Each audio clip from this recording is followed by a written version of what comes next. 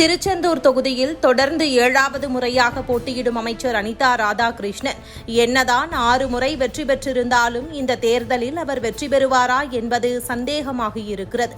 இவரை எதிர்த்து போட்டியிடும் தேசிய ஜனநாயக கூட்டணி வேட்பாளர் KRM ராதாகிருஷ்ணனுக்கு சாதகமாக களம் மாறியுள்ளதாக கூறப்படுகிறது. அமைச்சர் அனிதா ராதாகிருஷ்ணன் மீது தொகுதியில் பல இடங்களில் அதிருப்தி இருந்து வருகிறது. அவர் பிரச்சாரத்திற்கு சென்ற இடங்களில் பெண்கள் முற்றுகையிட்டு வாக்குவாதத்தில் ஈடுபட்டதால் பரபரப்பு ஏற்பட்டது. இதனால் பிரச்சாரத்திற்கு புதிய யுத்தியை கையில் கொண்டு இறங்கிய அவருக்கு மக்களே சரியாய் பதில் கொடுக்க தயாராகியுள்ளதாக கூறப்படுகிறது.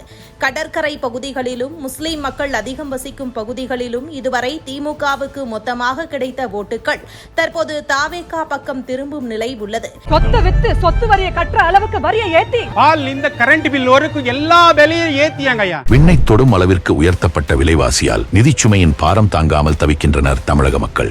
இந்த நிலை மாறிட வாக்களியுங்கள் தாமரை சின்னத்திற்கு. இதனால் தொகுதி மக்களை சென்டிமெண்ட் மூலம் கவர முடிவு செய்து தனது பேரன்களை களம் இறக்கியிருக்கிறார்.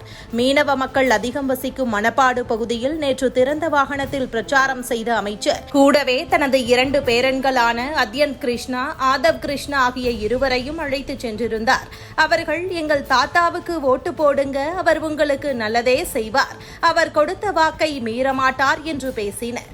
அமைச்சர் அனிதா ராதாகிருஷ்ணனுக்கு 3 மகன்கள் உள்ளனர். அவர்கள் அரசியலுக்கு வரவில்லை.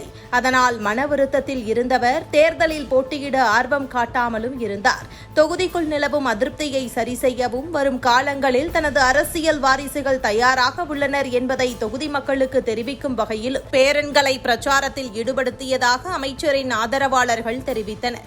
ஒரு பக்கம் திமுக தலைமை போலவே அனிதா ராதாகிருஷ்ணன் வாரிசு அரசியலை கையில் எடுத்திருப்பதாகவும் மக்கள் இதெல்லாம் எதிர்த்துத்தான் தற்போது மாற்றத்தை விரும்பியிருக்கிறார்கள். மேலும் திருச்செந்தூர் தொகுதி மக்கள் மாற்றத்தை எதிர்பார்த்து இந்த தேர்தலில் பாஜக வேட்பாளரான KRM ராதாகிருஷ்ணனுக்கு ஆதரவு கொடுக்க முன்வந்திருப்பதாகவும் கூறப்படுகிறது.